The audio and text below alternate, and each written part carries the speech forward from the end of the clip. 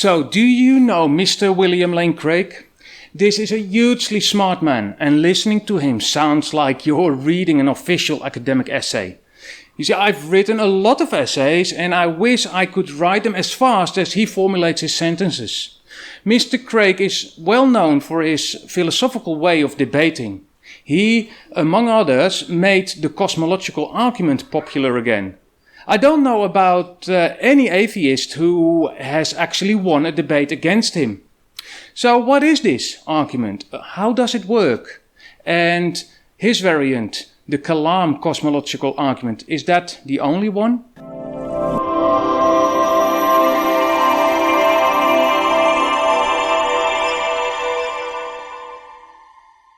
No. There are several variants of the cosmological argument. As a matter of fact, I would like to start with an argument which is called the cosmological argument from Contingency. But before I continue, I need to confess that much of the information comes from an article I found on the web written by Mr. Chris Weiner. And in turn, he used a lot of information as written by William Lane Craig and Alvin Plantinga. I will place a link to that article in the description of this video. Anyway, before we dive into this argument, we will have to do a recap on the video on the ontological argument. In that video, we've discussed the principles of modal logic. Don't worry, I'll talk you through. Oh no, wait, I already did. Let's look at it together, shall we? So, modal logic, which is a method of forming arguments based on three types of objects. The first object is impossible objects. Impossible objects are objects that cannot exist rationally, like a square circle or a married bachelor. The second object is a contingent object. Contingent objects are objects that depend on something else for their existence. Like apples depends on an apple tree, or eggs depend on chickens. In reality, all space-time objects are contingent. They depend on physics to exist, if nothing else. And then the third one is the necessary object. Necessary objects are objects that depend on nothing for their existence. And number three might be for example, the number 3, we were talking about number 3 here, the number 3 might be a necessary object, for example. It doesn't depend on anything else. In that video, we also concluded that God is necessary. We have seen that God would always be the greatest being that anyone could imagine. In other words, if someone could imagine a greater being, then that being would be God. And some also said that God would only have properties that would make him great. There are no properties in him that make him less. Let me give you a few examples. You see, a maximally great being is timeless instead of limited to time. Or God should be all-powerful and not lacking some power. He should be all-knowing and he should not knowing some things. He should also be eternally living instead of mortal. In other words, a maximally great being should be all good and not sometimes good. So, in modal logic, God has to be a necessary object. And logically seen, being necessary is a great making property as well, because being necessary is certainly better than being unnecessary. But as you may have guessed, in the cosmological argument, we have to address the universe as well. We define the universe as an all space-time reality. So, the cosmological argument from Contingency. In other words, this argument depends on the idea that our cosmos, our universe, is contingent, thus depending on something else for its existence. The contingency argument goes like this. Premise number 1. Everything that exists has an explanation of its existence, either in the necessity of its own nature or in an external cause. Premise number 2. If the universe has an explanation of its existence, that explanation is God. Premise 3, the universe exists. So the conclusion, therefore the explanation of the existence of the universe is God. Oh, hold on a minute. That can't be right, can it? Premise 2 is way too fast. But let me explain it a bit more. You see, professional philosophers have mostly no problem with this second premise, because if they would have to argue one of the following points. Number 1, the universe does not exist, or number 2, the universe has no explanation for its existence. But number 1 is nonsense, because we can be pretty sure that the universe does exist. And number 2 is just as nonsensical, because we know that everything needs to have an explanation, even if that explanation is its own necessity. Now, someone could say, of course, that the universe doesn't have an explanation. Many atheists say this while they pat themselves on the back and say that they are intellectually honest, in contrast to the theist, of course. But then they go on and say that because God doesn't exist, the universe has no explanation. But hold your horses. Do you see what's happening here? Saying this would mean that if God would exist, he would be the explanation of the universe. And so this is the typical case of digging a pit for someone else and ending up at the bottom yourself. That's from Proverbs 26 verse 27. But the atheist will not give up that easily. They sometimes argue that the universe itself exists necessarily. In other words, the cosmos depends on nothing for its existence. But if they come up with this rebuttal, they need to show that the universe has certain properties which makes it not depending on other cases. For example, the universe should be eternal or timeless. It cannot have a beginning or end. But by saying this, the critic basically ignores scientific data out there which seems to point to a finite universe. The data strongly leans towards a universe which had an absolute beginning somewhere in the past. This has caused some to speculate about other models for the existence of the universe.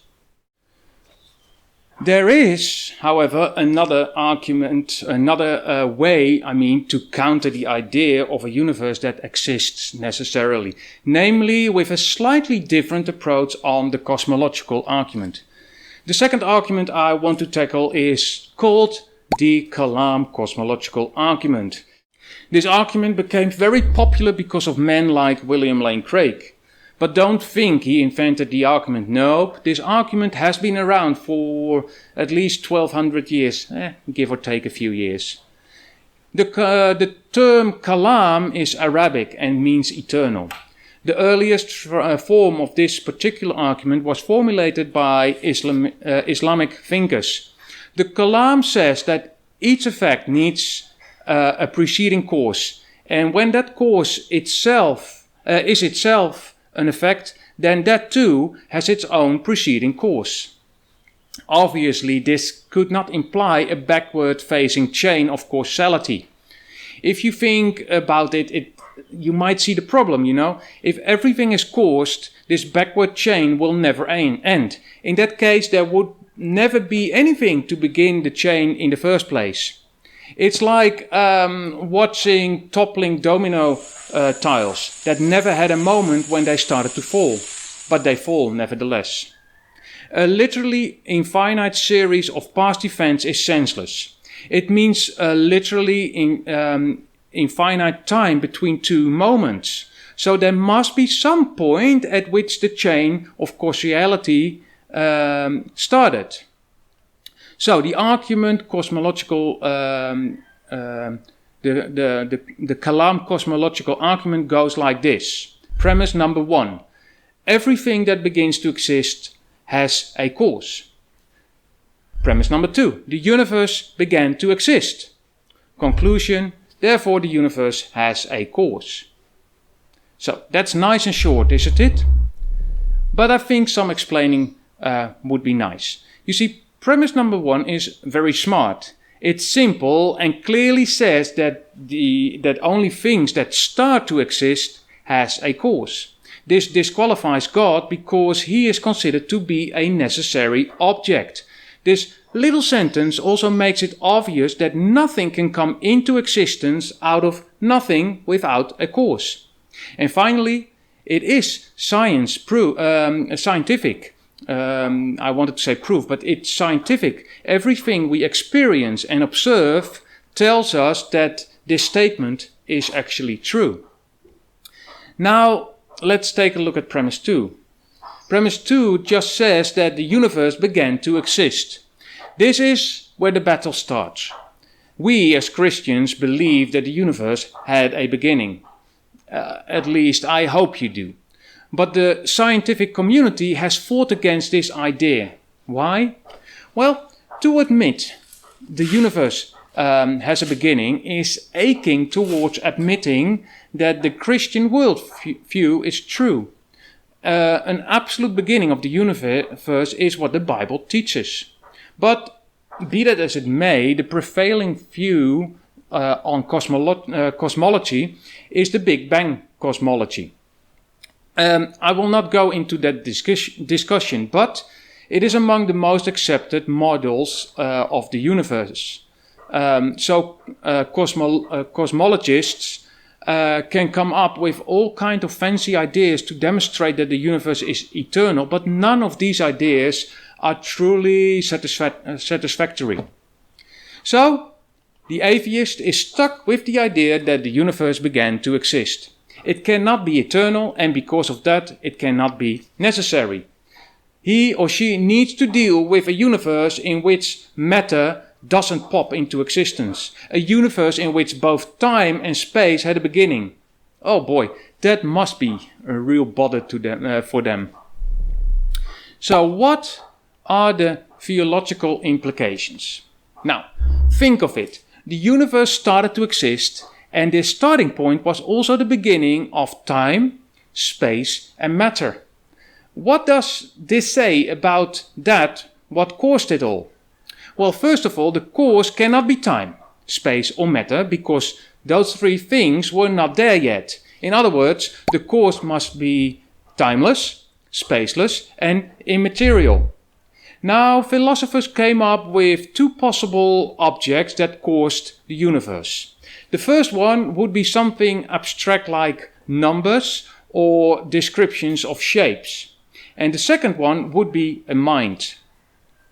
I can hear you thinking, but circles and numbers don't cause anything by themselves. Well, except a headache when you use them in mathematical calculations. But you're right. They don't do anything by themselves. But why should it be a mind? Okay, what do we know? The cause is timeless, spaceless, and immaterial, right? But the cause must also be extremely powerful and willing. Oh boy, there we go again. Most of us understand powerful, right? But why willing?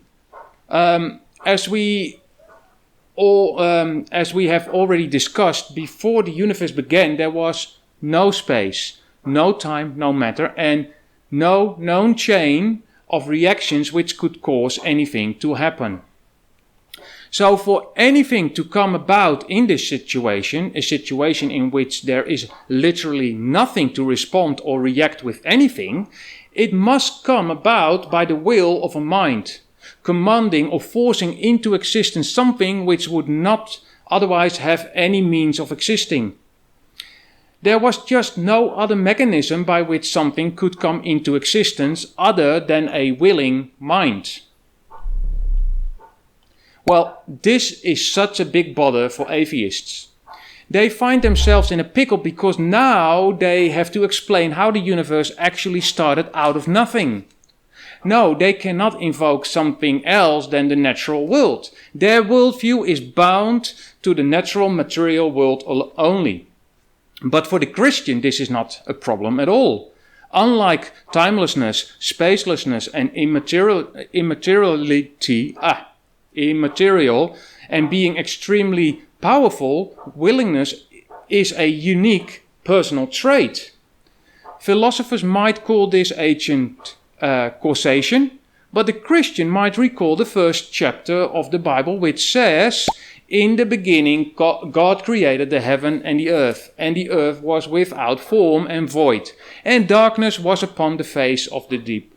And the Spirit of God moved upon the face of the waters. And God said, Let there be light, and there was light.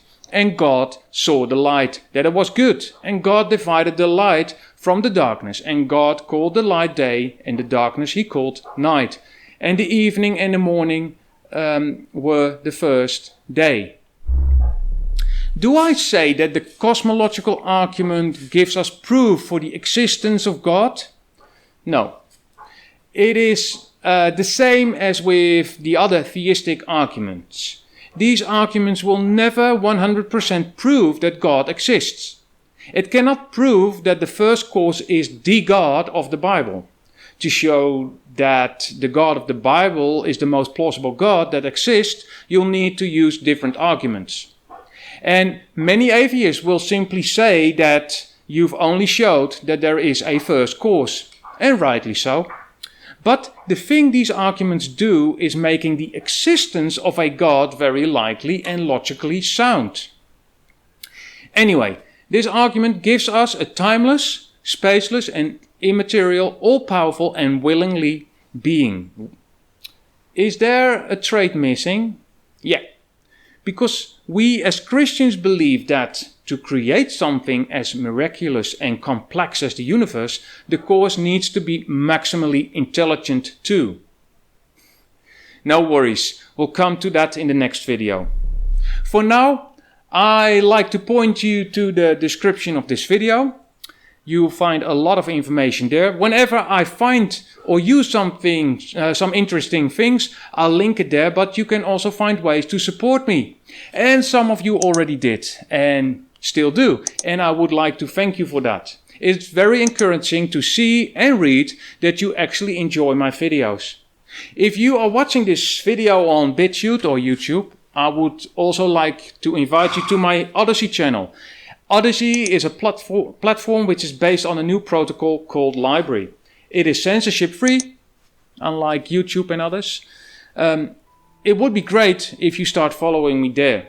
I am mostly active on that channel. You may comment, of course, on my videos on BitChute or YouTube, but you most likely won't receive a reply simply because my internet connection has issues with speed. Like many other things here in the countryside of Madagascar.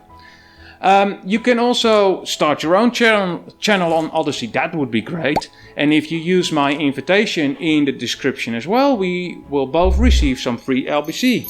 That's cool. That's great. That's cool. You see, I'm already talking in maximally great things. Anyway, as always, thank you for watching. God bless you. And we see each other in the next video. Thank you for watching this video. You can give me a thumbs up if you liked it. You can also subscribe to my channel, or even better, follow me on Odyssey. That way you will never miss a new video. You will find all the links in the description below.